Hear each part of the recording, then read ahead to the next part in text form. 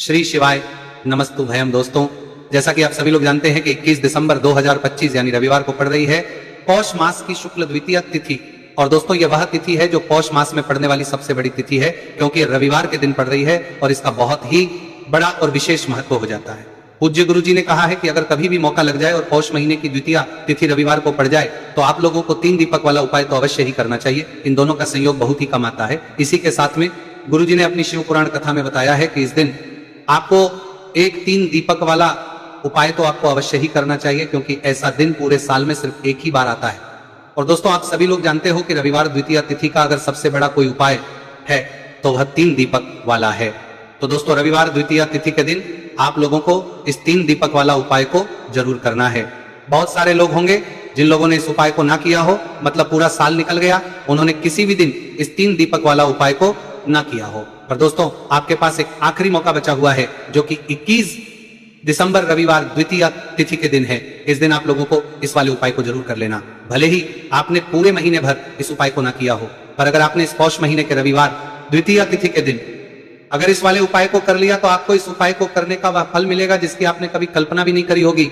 इसीलिए आप लोग इस वाले उपाय को एक बार जरूर कर लेना है, ताकि आप लोगों के हाथ से यह मौका ना जा सके और आपको इस 12 उपाय को कर लेना है। 12 उपाय को करने का फल मिल सके। दोस्तों, ये उपाय पंडित जी अपनी अभी की ही श्री शिव महापुराण की कथा में बताया है जी। इस उपाय को आज हम आपको बहुत अच्छे से समझाने वाले हैं। इस वीडियो को देखने के बाद इस उपाय को समझने के लिए आपको कोई और वीडियो को देखने की जरूरत नहीं पड़ेगी।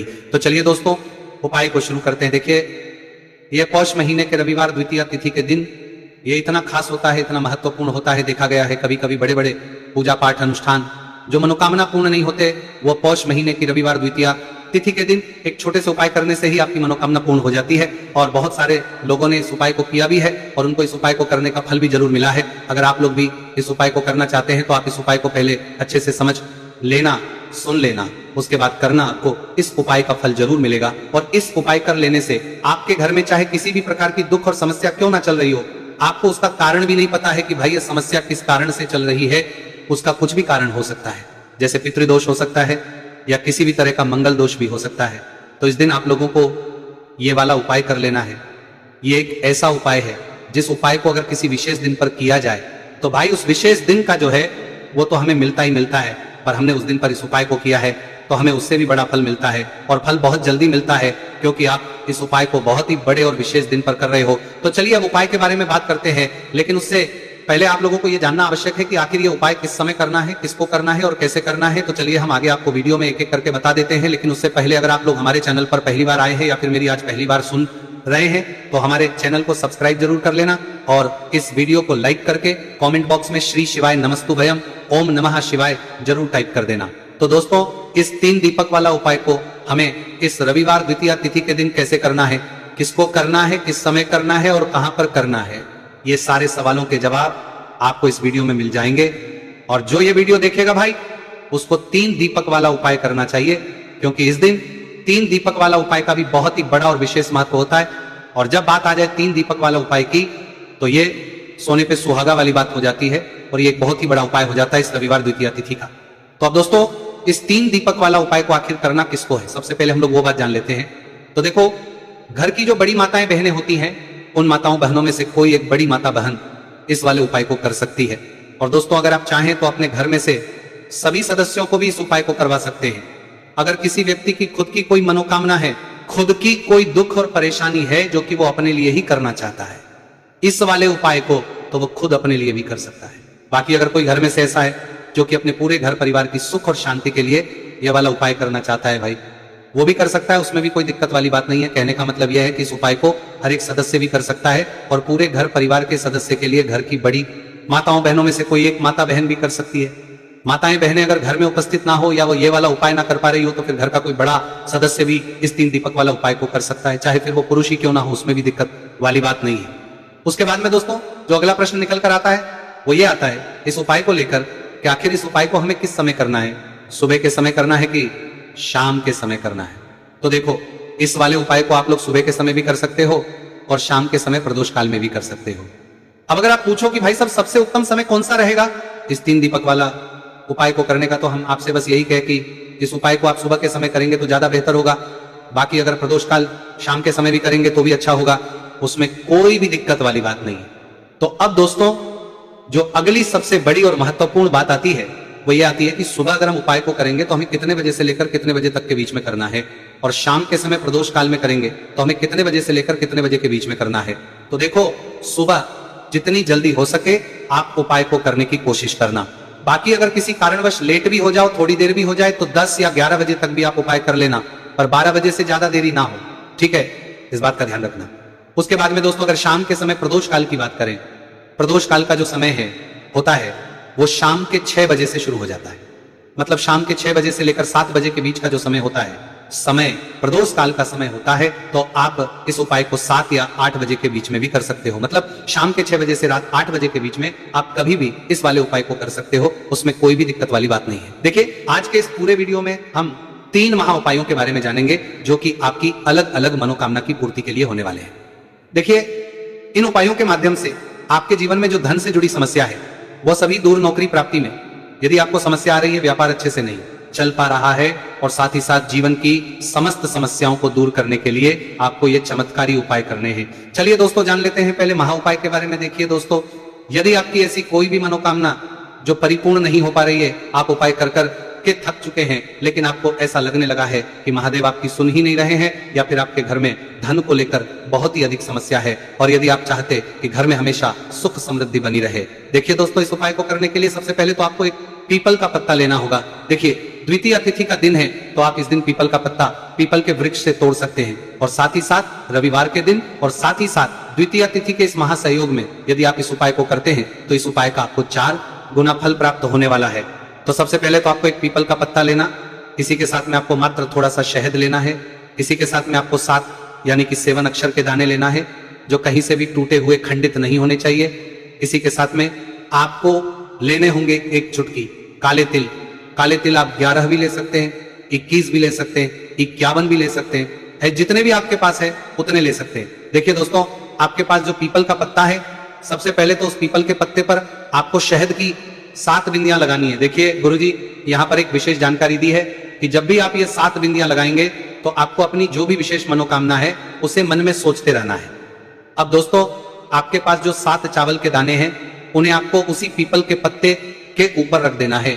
देखिए दोस्तों, जब आप 7 चावल के दाने पीपल के पत्ते पर रखेंगे तो आपको अपना नाम और अपनी गोत्र को मन में बोलना है। अब इसी पीपल के पत्ते के ऊपर आपके पास जो एक चुटकी काले तिल है उसे भी आपको रख देना है। अब इस पीपल के पत्ते को दोनों हाथों में रख करके आपका जो पूरा घर ही घर के प्रत्येक कोने में, प्रत्येक कमरे में इस पीपल के पत्ते को लेकर के आपको घूम जाना है। केवल बाथरूम और शौचालय को छोड़ करके सभी कमरे में घूम जाना है। आपको लगातार ओम नमः शिवाय या फिर श्री शिवाय नमस्तुभयम इस मंत्र का जाप करते रहना है। अब दोस्तों, इस पीपल के पत्ते को लेकर के सीधे आपको पहुंच जाना है किसी भी बहते हुए जल में सरोवर के पास। वहां पर अपना नाम और अपनी गोत्र को बोलते हुए और अपनी जो विशेष मनोकामना है उसे बोलते हुए इस पीपल के पत्ते को आपको जल में प्रवाहित कर देना है। देखिए दोस्तों, गुरुदेव ने बताया है कि यदि आपके घर के आसपास कोई भी नदी, तालाब, सरोवर नहीं है तो इस पीपल के पत्ते को आप पीपल के वृक्ष के नीचे या फिर बेलपत्र के वृक्ष के नीचे भी रख करके आ सकते हैं। वहां पर भी आपको अपना नाम और अपनी गोत्र बोलना है और अपनी मनोकामना को बोलते हुए वापस आपको अपने घर आ जाना है। गुरुजी ने बताया है कि जो भी व्यक्ति 21 दिसंबर पौष मास की रविवार द्वितीय तिथि पर इस उपाय को कर लेता है उसकी सारी कामनाएं स्वयं हमारे महादेव परिपूर्ण करते हैं। अब दोस्तों, हम जाने की लेते हैं दूसरे विशेष उपाय के बारे में। देखिए, इस उपाय के माध्यम से आपके घर में सुख, शांति, समृद्धि और धन संपदा हमेशा बढ़ती रहेगी। आपका जो दुर्भाग्य है वह दूर होगा। माता लक्ष्मी हमेशा आपसे प्रसन्न रहेगी। देखिए, इस उपाय के लिए आपको 3 दीपक लेने हैं। देखिए, पहला जो दीपक है वो आपको गोलबाती वाला दीपक लेना है और इस दीपक के अंदर आपको गौ माता का शुद्ध देसी घी डालना है। और जो अन्य 2 दीपक हैं वो आपको लंबी बाती के तैयार करने हैं और इन दोनों दीपक के अंदर भी आपको गौ माता का शुद्ध घी प्रयोग करना है। तो एक दीपक आपको गोल बाती का तैयार करना है, 2 दीपक आपको लंबी बाती के तैयार करने हैं। देखिए, गुरुदेव ने एक जानकारी दी है कि यदि जो आप लंबी बाती के 2 दीपक है उन्हें आटे के बनाते हैं तो इसका फल आपको 6 गुना प्राप्त होता है। अगर आप आटे का दीपक नहीं बना सकते तो मिट्टी के दीपक ले सकते हैं, लेकिन गुरुजी ने बताया है कि आका दीपक बनाएंगे तो आपको इसका 4 गुना फल प्राप्त होगा। अब दोस्तों, इन दीपक को आपको प्रज्वलित नहीं करना है। तीनों दीपक को सबसे पहले तो आपको लेकर के पहुंच जाना है। इन दीपक को आपको 21 दिसंबर पौष मास रविवार द्वितीया तिथि पर बेलपत्र के वृक्ष के नीचे अब जो आपके पास गोल बाती का दीपक है, सबसे पहले तो उसे आपको बेलपत्र के वृक्ष के नीचे प्रज्वलित करना है। दीपक के नीचे आपको आसन के रूप में चावल के दाने रख देना है। तो पहला गोल बाती का दीपक आपको बेलपत्र के वृक्ष के नीचे प्रज्वलित करना है।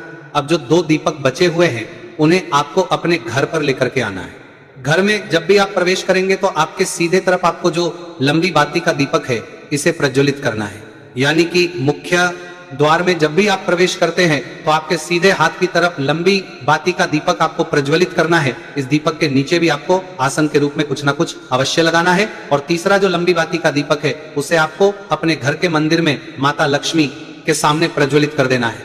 ध्यान रखना, दीपक की जो बत्ती है उसका मुख आपको उत्तर दिशा की रखना है। गुरुदेव ने बताया है कि जब भी आप तीनों दीपक को प्रज्वलित करेंगे तो उनमें आपको एक एक कमल गट्टा भी डालना है। देखिए इस उपाय का महत्व क्या है। जब भी आप बेलपत्र के वृक्ष के नीचे एक दीपक प्रज्वलित करेंगे तो वहां पर माता लक्ष्मी का निवास होता है। और दूसरा दीपक जो आप अपने घर के मुख्य द्वार पर लगाएंगे तो माता लक्ष्मी आपके मुख्य द्वार तक आएंगी। और जब भी आप तीसरा दीपक प्रज्वलित करते हैं तो माता लक्ष्मी आपके घर के मंदिर में निवास करती। तो इस प्रकार से आपको यह विशेष उपाय भी करना है। हम जान लेते हैं तीसरे महा उपाय के बारे में। देखिए इस उपाय के माध्यम से भी आपकी मनोकामना पूर्ति होने वाली है। देखिए इस उपाय के अंतर्गत यदि आप अपना घर खरीदना चाहते हैं या फिर यदि आप अपने जीवन में मन चाहे वर्ग की प्राप्ति करना चाहते हैं या फिर यदि आप मनचाही नौकरी की प्राप्ति करना चाहते हैं तो ऐसी मनोकामनाएं को परिपूर्ण करने के लिए आपको यह उपाय करना चाहिए। देखिए इस उपाय का फल आप 4 गुना प्राप्त होने वाला है क्योंकि कल द्वितीया तिथि है। देखिए इस उपाय के लिए मात्र आपको 1 लोटा शुद्ध जल लेना है तांबे के पात्र के अंदर अपने घर से। अब दोस्तों इसी के साथ में आपको मात्र 1 चुटकी हल्दी लेनी है। इसी के साथ में आपको लेना होगा 1 चावल यानी कि अक्षत का दाना। चावल का दाना कहीं से भी खंडित नहीं होना चाहिए। और इसी के साथ में आपको लेना होगा 1 लाल फूल। देखिए फूल आप किसी भी प्रकार का ले सकते हैं, केवल आपको फूल जो है वो लाल ही लेना है। अब दोस्तों सबसे पहले तो आपके पास जो 1 चुटकी हल्दी है, 1 चावल का दाना है और 1 जो आपने लाल फूल लिया है, उन तीनों को उस पात्र के अंदर डाल देना है। अब दोस्तों इस कलश को आपको दोनों हाथों से पकड़ना है और इस कलश को सीधे लेकर के आपको पहुंच जाना है पीपल के वृक्ष के नीचे। ध्यान रखें दोस्तों कल रविवार का दिन है, साथ ही साथ द्वितीया तिथि की पवित्र तिथि है। तो इस उपाय को आप रविवार के दिन कर सकते हैं और इसी के साथ में आपको 1 गोलबाती का दीपक भी लेना होगा। देखिए दोस्तों सबसे पहले तो आपके पास जो 1 लोटा शुद्ध जल है इसे आपको पीपल के वृक्ष की जड़ में धीरे धीरे समर्पित कर देना है हरिहर महादेव का मन में स्मरण करते हुए। और इसके बाद आपके पास जो 1 गोल बाती का दीपक है इसे भी आपको पीपल के वृक्ष के नीचे प्रज्वलित आ जाना है। गुरु जी ने बताया है कि जो भी व्यक्ति इस उपाय को इस प्रकार से कर लेता है उसके जीवन में सारी मनोकामनाएं इस पौष मास के अंदर परिपूर्ण होती है। तो दोस्तों ये थे पूज्य गुरु जी द्वारा बताए गए कुछ बहुत ही खास उपाय। अगर आपको जानकारी अच्छी लगी हो तो वीडियो लाइक करिएगा। मिलते हैं फिर एक नए वीडियो के साथ। श्री शिवाय नमस्तु भयम।